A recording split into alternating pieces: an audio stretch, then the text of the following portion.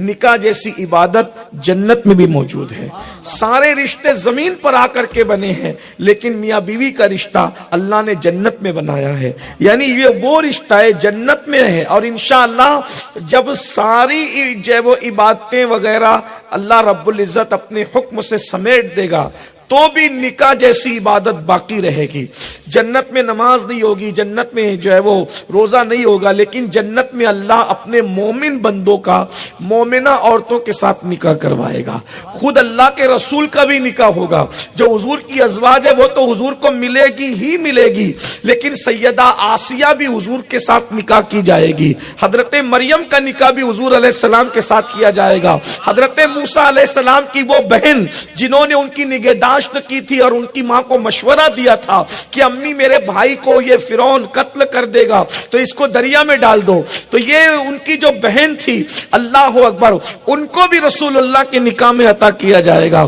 یعنی حضور علیہ السلام کا بھی نکاح ہوگا جنت کے اندر، اور جنتی مردوں کا بھی نکاح ان کی عورتوں کے ساتھ، نیک عورتوں کے ساتھ، حوروں کے ساتھ ہوگا. تو نکاح بہت بڑی چیز ہے. نکاح کی برکت کیا ہے؟ میں آپ کے سامنے چند اس کی برکتیں گناتا ہوں. نمبر 1، مصروفیت کا دور ہے، مصروفیت کا زمانہ ہے، مصروفیت کے حالات ہیں.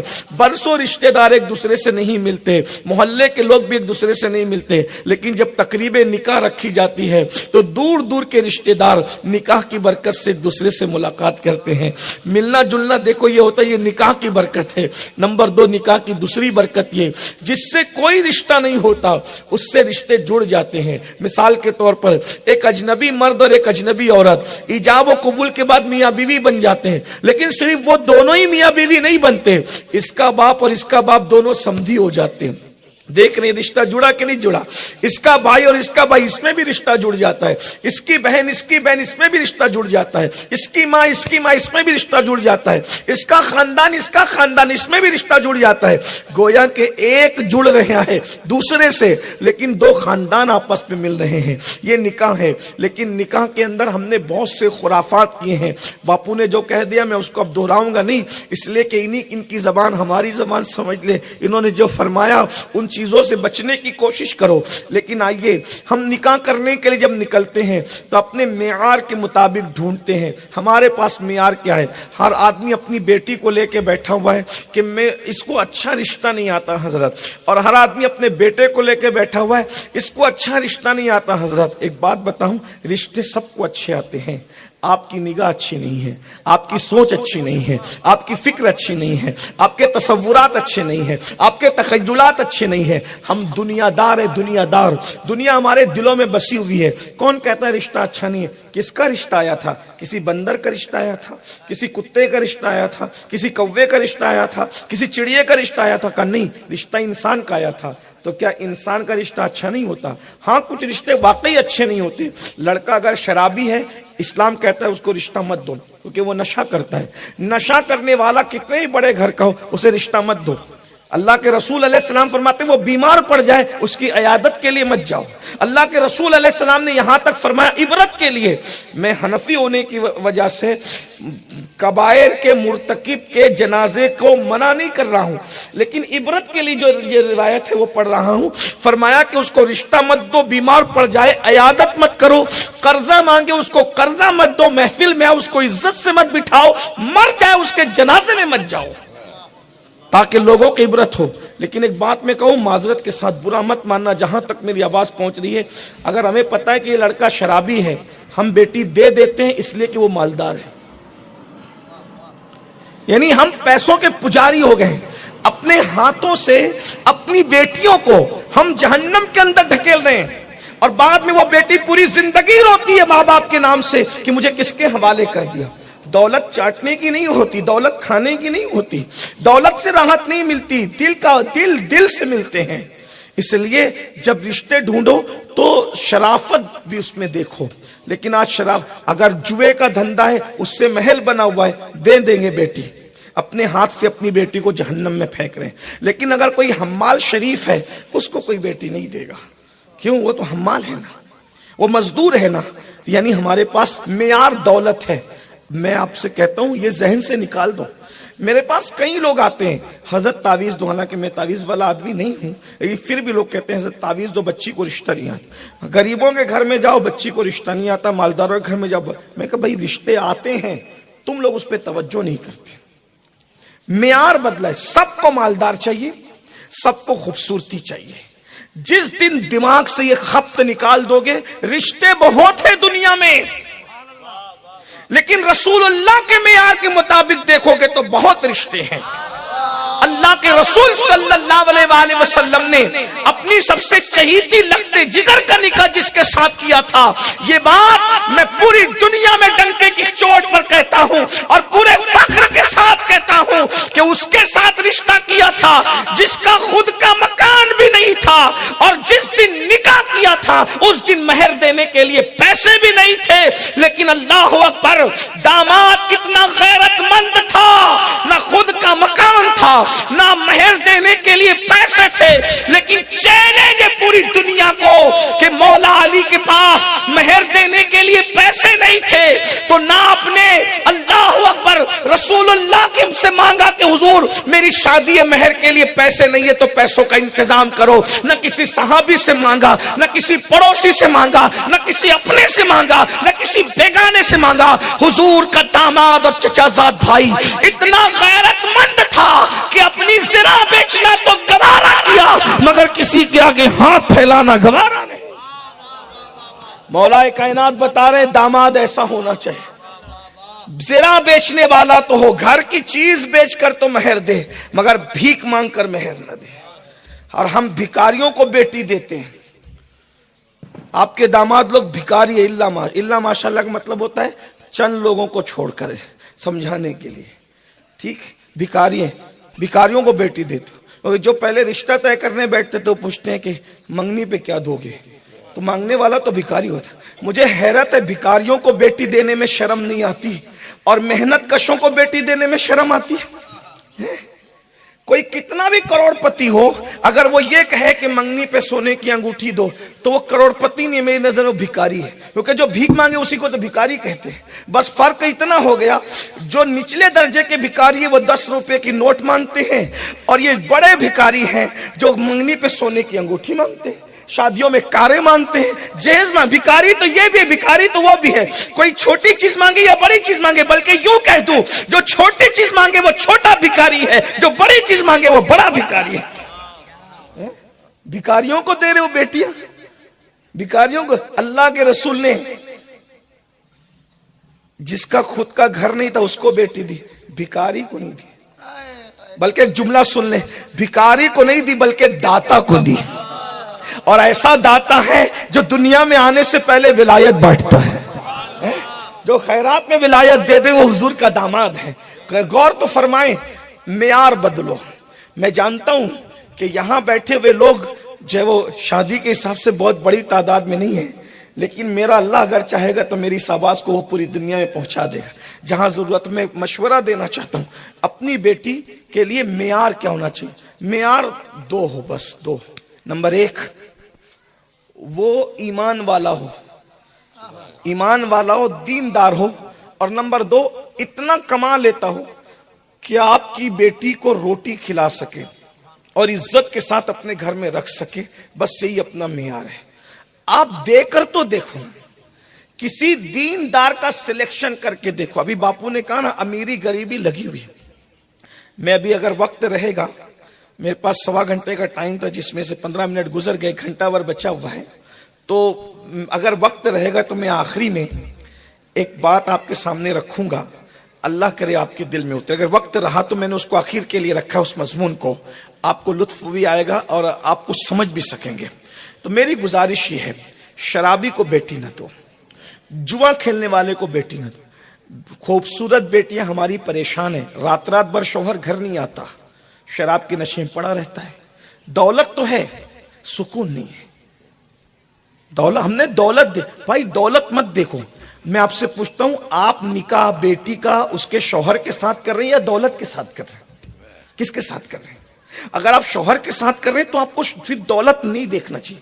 اور ایک بات میں آپ کو بتاؤں، یہ میری بات نہیں، اللہ کے رسول کا فرمان ہے۔ آقا فرماتے ہیں جو صرف دولت دیکھ کر کے نکاح کرے اللہ اس پر غربت مسلط کرے گا. غریبی کے لیے تیار ہو جاؤ, مفلسی کے لیے تیار ہو جاؤ جو دولت کے پجاری ہے. دولت, اور میرے نبی نے فرمایا تمہارے منہ سے جو نکلی وہ بات ہو کے رہی. اس لیے آقا نے جب فرما دیا کہ جو صرف دولت دیکھ کر کے نکاح کرے گا اللہ اس پر غربت مسلط فرمائے گا. جو صرف سفید چمڑی اور حسن دیکھ کر کے نکاح کرے گا اللہ تبارک و تعالی جو ہے وہ اس کو بھی جو ہے امتحان اور آزمائش میں مبتلا فرما دے گا. جو صرف حسب اور نسب دیکھ کر مبتلا کو جو نکاح کرے گا اللہ اس کو بھی دنات میں گرفتار فرما دے گا. اور جو دینداری دیکھ کر نکاح کرے گا آقا ارشاد فرماتے مفہوم حدیث ہے دنیا میں بھی اللہ اس کو برکت عطا کرے گا اور آخرت میں بھی اللہ اس کو برکت عطا کرے گا. یہ رسول اللہ کا فرمان. نکاح حضور کی سنت ہے, سب چلا رہے ہیں نکاح حضور کی سنت ہے. حضور کی نکاح حضور کی سنت ہے. سنت ہے کتنی, کہاں, کدھر ہے وہ سنت, کدھر ہے سنت؟ نکاح کی آغاز سے لے کر اینڈ تک سنت کہاں ہے؟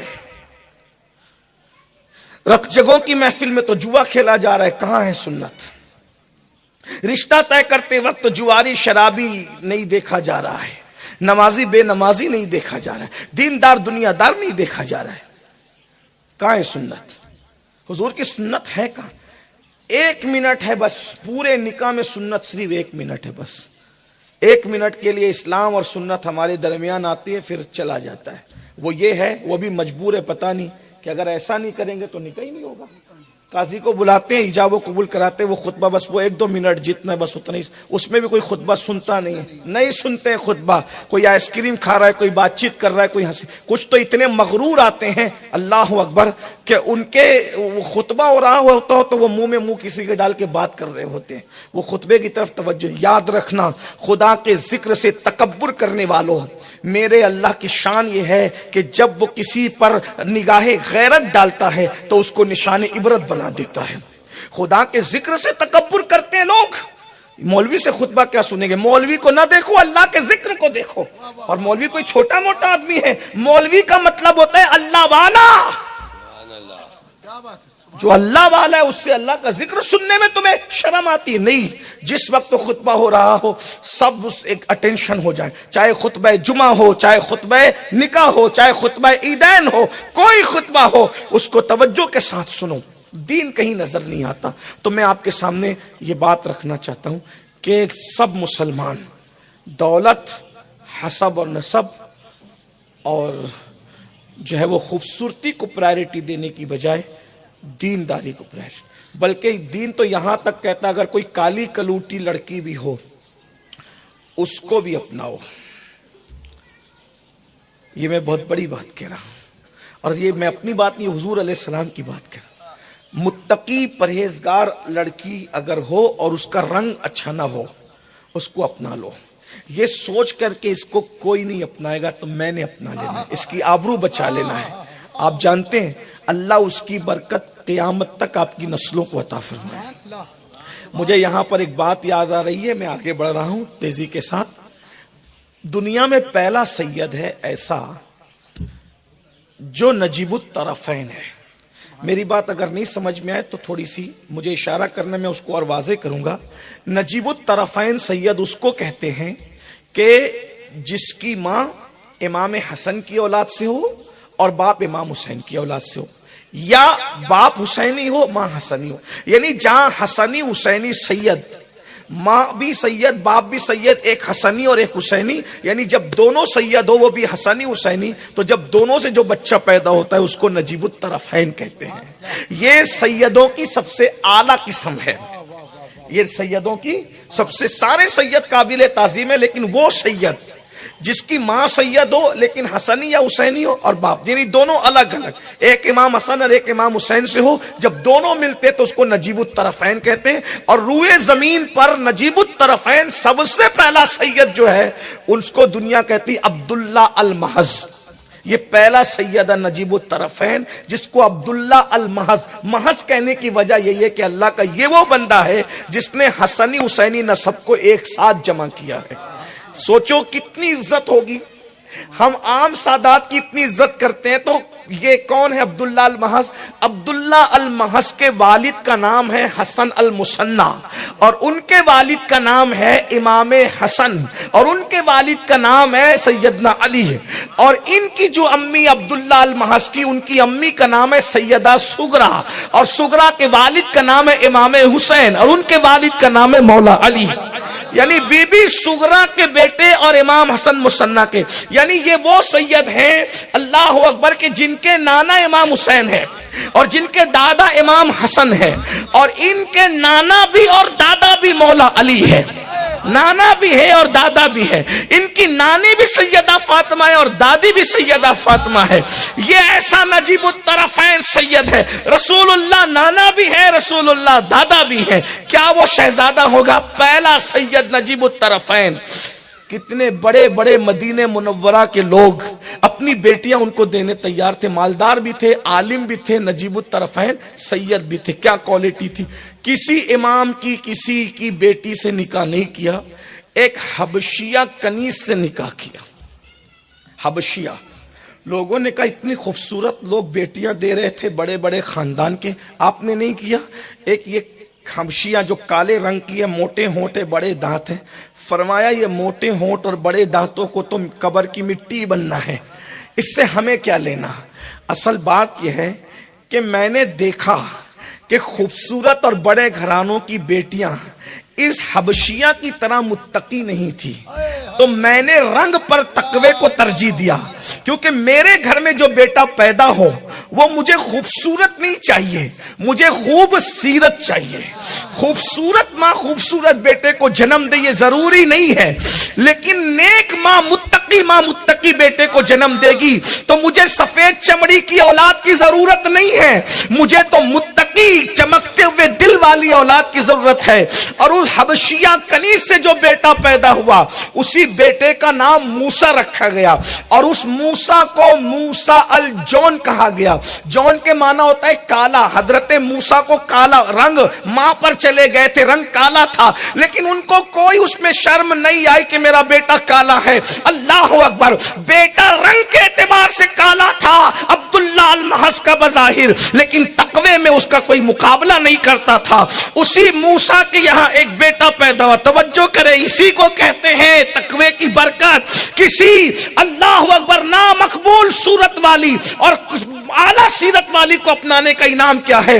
اسی موسیٰ الجون سے جو بیٹا پیدا ہوا اس کا نام عبداللہ رکھا گیا، اس سے جو بیٹا پیدا ہوا اس کا نام موسیٰ ثانی رکھا گیا، اس سے جو بیٹا پیدا ہوا اس کا نام سید محمد رکھا گیا، اس سے جو بیٹا پیدا ہوا اس کا نام سید داؤد رکھا گیا، اس سے جو بیٹا پیدا ہوا اس کا نام جو ہے اللہ اکبر عبداللہ رکھا گیا، اس سے جو بیٹا پیدا ہوا اس کا نام جو ہے یحییٰ زاہد رکھا گیا، اس سے جو بیٹا پیدا ہوا اللہ اکبر اس سے عبداللہ الحنبلی رکھا گیا، اس سے جو بیٹا پیدا ہوا اس کا نام ابو صالح موسیٰ جنگی دوست رکھا گیا، اس سے جو بیٹا پیدا ہوا اس کا نام شیخ عبد القادر جیلانی سلطان الاولیاء رکھا گیا۔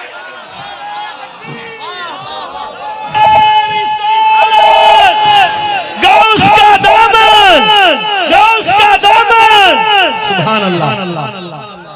یہ ہے ایسی عورتوں کو اپنانے کی برکت جسے کوئی نہیں اپناتا، بلکہ اس کی برکت بھی سنیں۔ دنیا وہ ہے، یہ دنیا ہے۔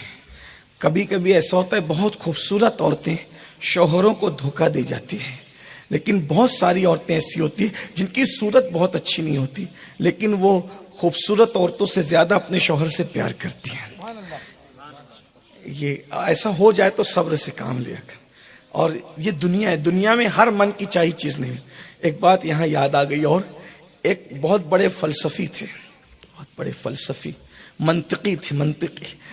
ان کو بہت خوبصورت بیوی مل گئی تھی، اور وہ خود بہت چھوٹی ناک تھی اور بڑے، یعنی کہ شکل ان کی بہت خوبصورت نہیں تھی، بلکہ سمجھانے کے لیے کہہ رہا ہوں، توہین کی نیت سے نہیں کہہ رہا ہوں، اللہ نیتوں کو جانتا ہے۔ ان کی صورت دیکھ کر کے اگر بچے دیکھے رات میں تو ڈر جائے، ایسے منطقی تھے وہ۔ لیکن جب گھر میں آتے تھے تو اپنی بیوی سے کہتے تھے کہ تو بھی جنتی ہے اور میں بھی جنتی ہوں، تو بھی جنتی ہے اور میں بھی جنتی ہوں۔ روز کا معمول تھا، تو بھی جنتی ہے میں بھی جنتی، تو بھی جنتی۔ ایک دن خدا کا کرنا زگ زگ ہو گئی، گھر میں زگ زگ ہو گئی، تک تک ہو گئی۔ یہ گھر گھر کی کہانی ہے۔ مجھے اگر کوئی کہنا کہ میرے گھر میں بیوی سے کوئی جھگڑا نہیں ہوتا تو میں نہیں مانوں گا۔ اس کی وجہ یہ کہ جب ابراہیم علیہ السلام کے گھر میں زگ زگ ہو سکتی ہے تو آپ تو کوئی سلام ہی نہیں ہو۔ جب علیہ السلام کے گھر میں زگ زگ ہے، رضی اللہ رحمت اللہ علیہ کے یہاں جو جن کو کہا جاتا ہے ان کے گھر میں زگ زگ ہے، تو ہم تو نہ رضی اللہ میں ہے، نہ رحمت اللہ علیہ میں، نہ علیہ السلام میں، پھر ہمارے گھر میں کیوں نہ ہو؟ بہرحال یہ ایک الگ چیز ہے۔ تو ایک دن زگ زگ ہو گئی، بیوی آ گئی غصے میں، تو پھر آئے تو پھر وہی بات کہی کہ تم بھی جنتی ہو میں بھی جنتی۔ تو بیوی نے کہا یہی ایک پہاڑا پڑھتے رہو گے؟ کبھی بتاؤ گے بھی کہ جنتی میں کیوں اور تم کیوں ہیں؟ بولے دیکھو میری صورت کیسی ہے، جب جب تمہاری نظر میرے چہرے پہ پڑتی ہوگی تو میری وہ صورت جو ڈراؤنی ہے تم اس کو دیکھ کے صبر کرتی ہوگی، تو اللہ اس صبر کے بدلے تمہیں جنت عطا فرمائے گا۔ اور تم ہو بہت خوبصورت، تو جب جب میں تمہیں دیکھتا ہوں تو میں شکر کرتا ہوں، اس شکر کے بدلے بھی اللہ مجھے